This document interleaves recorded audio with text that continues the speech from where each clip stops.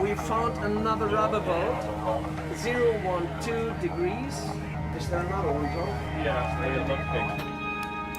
People are risking their lives to sail from North Africa to Europe. Sank less than 10 miles off Migrants were fleeing poverty and war. 3 shipwrecks in just 3 days. Only a handful survived.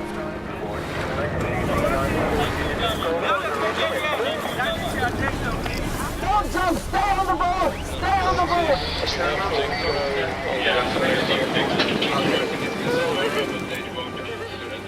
Et quand j'ai su, j'ai dit non, il y a deux qu'à soi, la vie et la mort.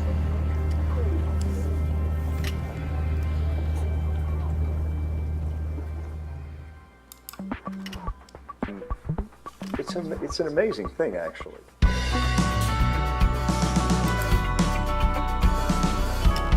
Diversity.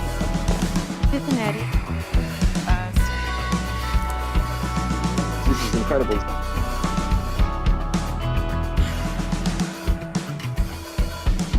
got more emotional to find out like who this guy was.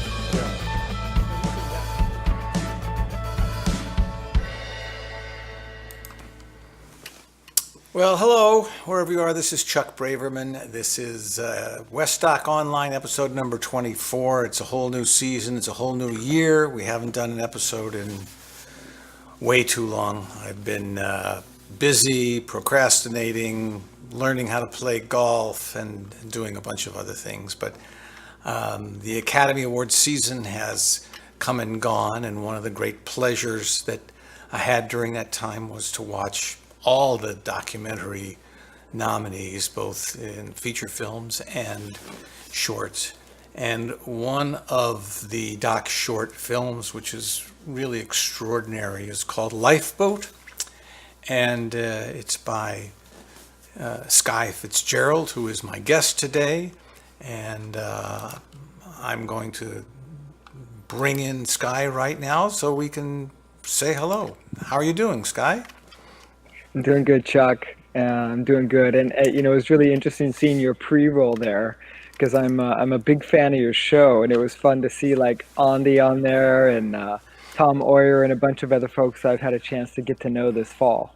So I hope you continue the show, never stop it, because there's a lot of fans out there, even if you aren't aware of it.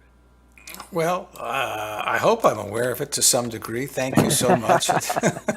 That's really nice to hear. And I want to talk all about that Oscar experience. But first, I'm so impressed by Lifeboat and the kind of films that you've been making. And why don't we start with Lifeboat and just tell me, how did that come about? Lifeboat came about for me out of sort of a deep sense of urgency, out of a sense that, there are a certain number of unfolding tragedies in our common world right now that aren't fully addressed in the news media, and where a filmmaker can intervene in a really particular and special way. And so, I discovered that there was an incredible unfolding tragedy in the southern Mediterranean, and that the EU, the member states of the EU, weren't intervening to provide a humanitarian corridor in a significant fashion, and yet that there were civil society groups that had banded together really quite quickly and swiftly to try to address the humanitarian tragedy. And one of those was Sea-Watch, this small little Berlin-based NGO which had purchased a retrofitted research vessel and had motored down to the coast of Libya to pull people from the ocean. And it was an inspiring story to me, and one that I felt like deserved to be told. And so when I did due diligence and started talking with Sea-Watch and different NGOs working in the area, I thought, this is a great film and a story that really ought to get out to the largest audience possible.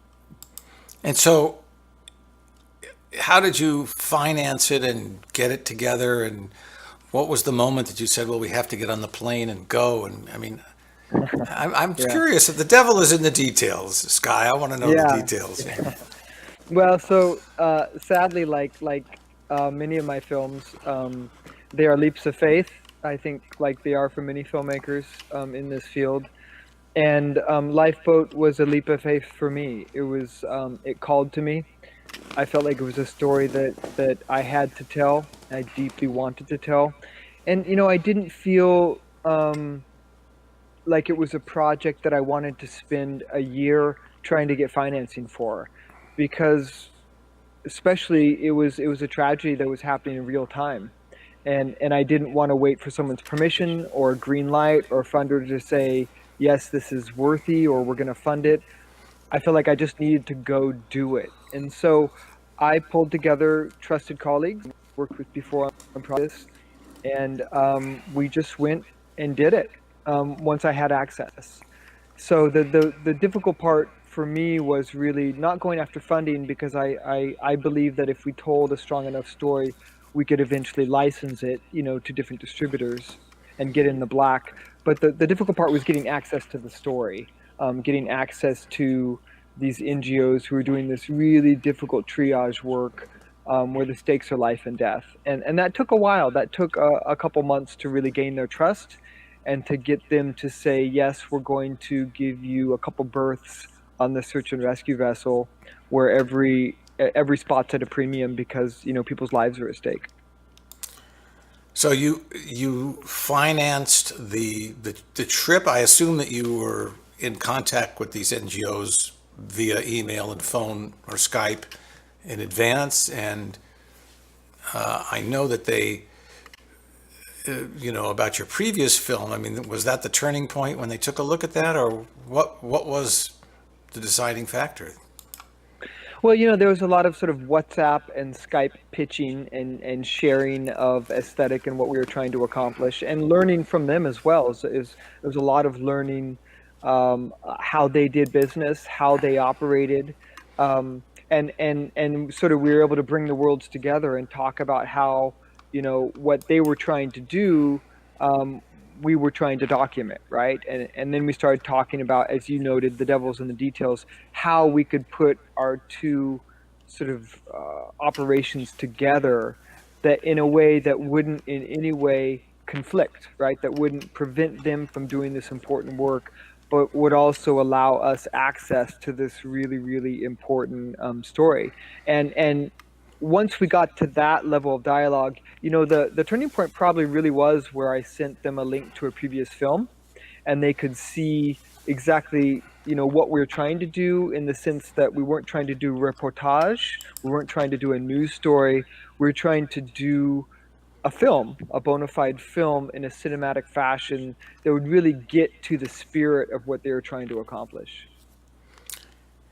And that film was 50 feet from Syria? It was, yeah, it was 50 Feet from Syria, which was the previous film in the trilogy, which we'd already completed. You want to tell us a little bit about that?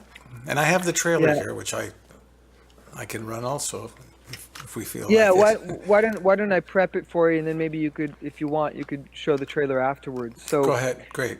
50 Feet from Syria is the first film in the refugee trilogy, which I'm producing. And so we completed that film at the end of 2015. And that film, at the heart of that film, is a Syrian-American orthopedic surgeon who we tracked as he returned to the area for the first time. He's an orthopedic surgeon in the US, and he decided to return to the Syrian area, to the Turkish-Syrian border, to volunteer as a surgeon, operating on refugees as they float across the border from Syria into Turkey. And that is a film that sort of started the trilogy for us. It helped me realize that the scale of the displacement, both IDPs as well as refugees, was not going to end anytime soon and only grow. And that crisis, the global refugee crisis, was something that deserved and merited, certainly, on my part, more than a single film, and that it was something I was deeply committed to as a filmmaker, to covering over a longer period of time. So that sort of was the catalyst for Lifeboat, the second film, as well. So let's take a look at the trailer for 50 Feet.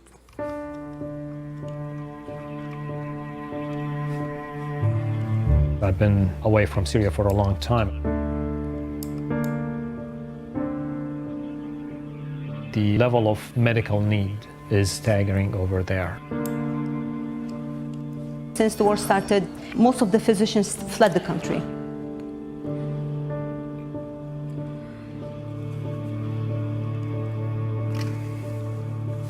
مشغولة بأخواته بالبيت وهو عم بيلعب حصل هيك انفجار ضخم.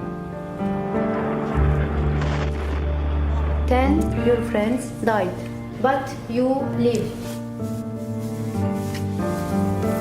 Rockets, bombs, tanks shooting us everywhere. When they are bombing the hospital, that means there is no lines.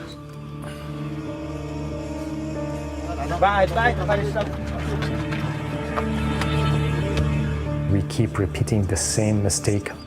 Srebrenica, Rwanda, Darfur, and now Syria.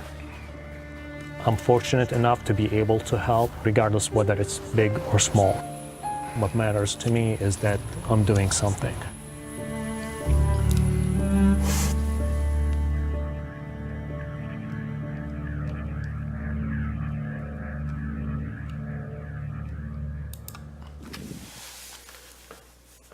Well, you certainly get into some heavy films, don't you? A great film. And I'm trying to remember, this film was shortlisted by the Academy too, wasn't it? It was. Yeah, we were honored to be on the short list. That's right. So you were shortlisted last year. You were nominated this year. What was the Academy nomination circus, PR, everything like for you? What was that? How was that campaign? Yeah. So actually, we were shortlisted in 2016 with 50 Feet from Syria. And then this year, of course, with Lifeboat, we were honored to receive a nomination from the Academy. And so, you know, I learned a lot in that intervening space, Chuck. You know, with 50 Feet from Syria, it was sort of like, you know, my first time. You use the word circus. I wouldn't use the word circus, but our first time sort of like learning the ropes, so to speak, understanding how the whole process works. And, you know, frankly, I'd never even had a publicist before. For the bulk of my career, I've simply, you know, made my living as a director of photography primarily, and then produced docs about half the time on the side whenever I had enough time and resources to devote to them. And so the whole publicity promotion side of documentaries was never something I paid any attention to, put any time or resources or effort into. So when we made the short list for 50 Feet from Syria, you know, I didn't have the money to work with the publicist. I didn't really have a distributor that I could rely upon at that point to promote it. And so, you know, I think it made it to the short list on its own merits, certainly, but we didn't really do any significant promotion. But, you know, I tried to learn from that and try to sort of learn a little bit more so that, you know, I told myself if I ever found myself in that position again, I would take a more proactive stance and to really get out on the festival circuit and promote a film to ensure it had the best chance possible within the voting academy. And that's what we did with Lifeboat. And certainly we had a different result this time, which we're honored by and I'm proud of. Can we talk a little bit about the finances of making a documentary short? And now, so here you have a film, you've been around the track a few times and you've come up with this film and it's nominated for an Academy Award, but still it's a documentary short. Can you make any money doing doc shorts at the end of the day? I guess it depends on how hard you promote them, right? Because the promotion side of things is ridiculously expensive. You know, it's far more than I ever could have anticipated. But backing up a little bit, just in terms of the production of a short, I think it really depends on how a director and a producer go about the production of the film, right? So, you know, there's lots of people in the field who really believe deeply, and I think, you know, rightly so for the kinds of projects that are produced, that you need to have your budget in place beforehand. And I've never fallen into that camp. I've always been an advocate of pursuing stories that I am called to, that I believe deeply must be told, and they're often time sensitive. And for me, when I'm telling stories like that, for better or for worse, I'm I don't feel betrothed to raise a budget first. I'm willing to risk my own funds, put my own credit card on the table just to go film the story. And I can only do that by being sort of laser-like, right? By being very intentional about how I shoot a film like this, especially a documentary short, and who I shoot it with. So I have a very small core production team who I've worked with for a very long period of time. We sort of have a shorthand that we work under, and who are pretty skilled, who I'm really honored to work with, and we can go in and I believe get really quality content in a shorter time, by necessity, often because it's a difficult working area, but also because we just don't have the money to spend 3 or 4 months shooting on location. And I've done that kind of production as well, but for these short docs, the paradigm is completely different. We have to go in and do an incredible amount of due diligence beforehand, but then when we're actually on location, work as quickly as possible in a relatively dangerous situation, where we can really get the story from the inside out. So there's risk involved, but we keep the costs lower by spending a relatively shorter amount of time in the field.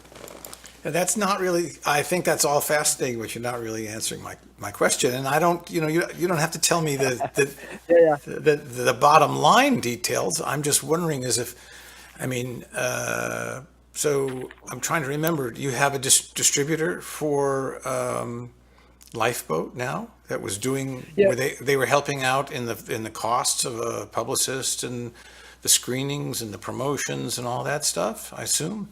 Oh, so you're asking actually about the cost of promotion? Well, I want you to tell me as much as you're comfortable telling me, and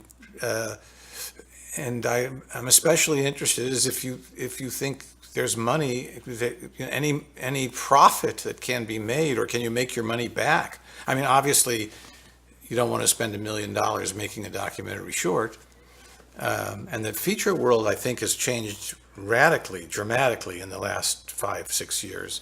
But the doc short world, which I think is such a great place for people to have a whole bunch of subjects and not spend a fortune. But do you have to have a gold American Express card that, can you make money back on it? Did you see a bump from being shortlisted or by having the distributor? I mean, I know that there is a short distribution or a distribution of the nominated shorts that goes around the country theatrically, but if HBO hasn't written a big check for you, what's the alternative? Yeah, and HBO hasn't written a big check, and neither has Netflix. And frankly, in this case, we weren't really interested in having Netflix write one for a bunch of reasons. But let's back up a little bit, and I'll break this down for you. So for 50 Feet from Syria, which I funded in the same way, basically myself up front.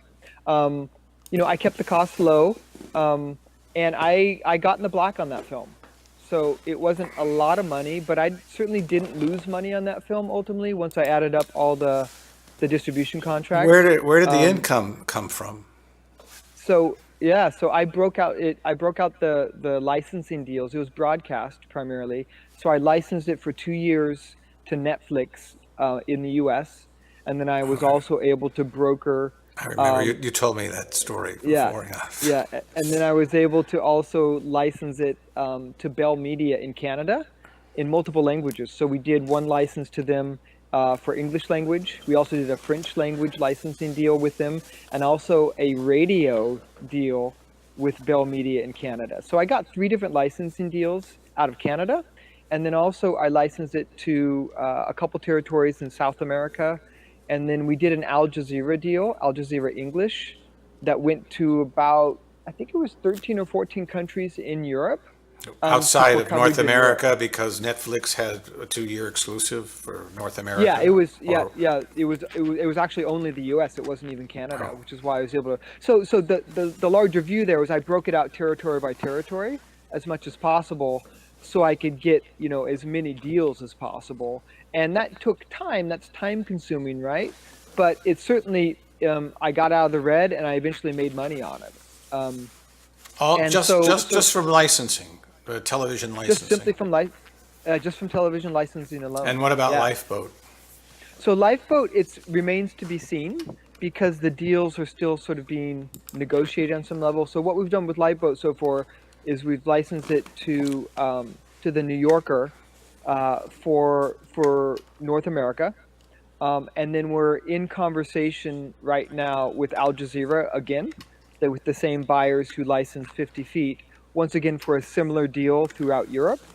And we're also, once again, in contact with Bell Media in Canada for a similar deal as before. So if all that plays out like I hope it does, then it will be a very similar financial model where I put the money up front, but the money was small enough that I'm certainly absolutely confident at this point that I'm going to make all that money plus some back.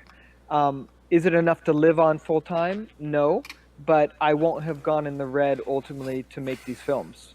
So you said I'd forgotten that you licensed this to New Yorker, and when I was doing some research on your background, I came across, I don't remember whether it was New Yorker or somewhere else, I came across a link to the entire film. But obviously it's online then now, so you'll email me a link and I'll put it up on the website so people can watch the entire film?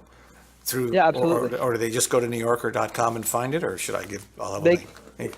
Yeah, you can just go to the newyorker.com. It's streaming for 2 years on the New Yorker website. So That's great. I did that. Yeah, I did it because in part, they can work fast and they believed in the film. They wanted to license 50 Feet from me as well. And I went with Netflix instead on that one. And I like to work with partners who I get a sense that they really believe in the film, right? They're not just looking to cash in on it financially necessarily, but they believe in the aesthetic and the content that we're creating. And I feel like the New Yorker is a partner like that. They really believe in these kinds of films. And so I wanted to make sure that the film was going to be accessible to as broad an audience as possible in the US. And that's one of the advantages with the New Yorker is that you don't need to be not behind a pay fence or something. Anyone with an internet connection and a browser can go to the New Yorker and watch the film, and that appealed to me. I mean, this might be a slightly off subject, but some people will be interested in this. So you made the deal for the New Yorker. What were there must have been some restrictions in regards to the Academy.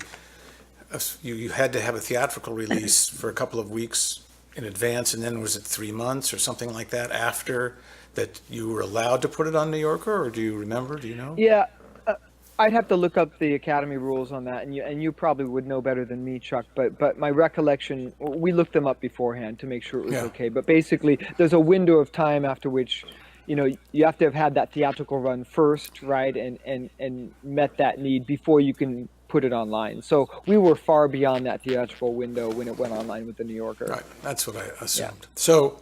Yeah. And I think that's great that it's on, where anybody can see it. And I hope people that are watching this show will, after the show, go to the link and watch the whole film. So I know you're doing a trilogy of films. And so what is the third film that you're doing? Yeah, the third one, it's tricky to talk about. I wish I could share more. What I can say is that as the third film in the trilogy, we intend to produce and shoot it in the same way we did the first two, with sort of the same key creative team, maybe with the exception of one person being swapped out. But we're going to shoot it in the Middle East, and we're going to shoot it the latter half of 2019. And I can't share where just because of access. If I share too much, there's a chance that we would lose our access given the delicacy of the story. But once I have that access, I'd be happy to come back and share that with you. But I don't want in any way compromise that at this point. No, I understand, and Yeah. I didn't realize that you couldn't say, but that's fine. Yeah. Yeah. What kind of material do you shoot as a DP, and what else are you doing in Portland beside dodging raindrops occasionally? Yeah. Yeah. So, I actually work a lot on long form docs as a DP. So, for example, we just premiered a feature doc at Slam Dance in January that I was a DP on and a producer on. And I do a lot of work like that where people will come to me and they'll ask me. This was a first-time director who wrote a really nice book about the effects of gun violence on people. And she wanted to find a way to sort of transform the book into a different medium. And so she approached me as a more experienced documentarian to sort of provide scaffolding for her. So I do a lot of things like that where someone will hire me and I'll DP and or produce it for them. So I just did that. I just got off. What's the name of that film? What's that film called? It's called Behind the Bullet, and it is at Cinequest right now. I think this week actually. The director-producer Heidi Human is down there supporting screenings at Cinequest, and it's the story of really what the film does is it asks the question, what is the impact of gun violence on those who actually pull the trigger? Right? So it's from this perspective we don't usually hear from. So for example, there's one story of a woman who takes a .45 and puts it up against her jaw one day when she's incredibly depressed and pulls the trigger. And then the film asks, what are the impacts on her life as she goes through 46 different surgeries and tries to recover psychologically from the fact that she tried to kill herself and actually survived. We also follow a gentleman who is sort of the classic NRA story, the good guy with the gun. He came home from a hunting trip and there was someone in his house robbing him, and he happened to have a shotgun in his truck. And so as they fled, he shot this guy in the back and he fell into his front yard, and he stood over him with his shotgun and watched him bleed out for 45 minutes, and he perished right in front of him. But the story is sort of counterintuitive in the sense that, even though it's this NRA, narrative of the good guy with the gun, the impact it has on this gentleman's life over time is incredibly revealing, because it has a really negative impact on him and sort of haunts him ever since. We also follow a story of an 8-year-old boy who accidentally picks up his mom's revolver and shoots and kills his 5-year-old brother, and the impact and the ripple effect that has on their entire community. So we sort of interweave these stories into this larger narrative showing the human impact of gun violence from this, unique perspective. Well, thank you so much for taking the time in you said that was your studio that you're in Portland right now? It is. Yeah, I'm up here in Portland, yep. What kind of a studio is it? So I have an office at a place called Rex Post, which has been in the business for about 45 years. They specialize in high-end audio. So they do a lot of ADR work, a lot of audio sweetening and 5.1 breakout. And I'm sort of their nonfiction person in-house. So they throw a lot of work my way. I put a lot of clients their way for the finishing touches on long-form docs. Good to know. Yeah. Skye, thank you so much for being a guest on our show. And I look forward to seeing you maybe the year after this year with your next film, shortlisted and nominated and hopefully winning. Well, I very much enjoyed our conversation, Chuck. Thank you. Thank you. It's an amazing thing, actually.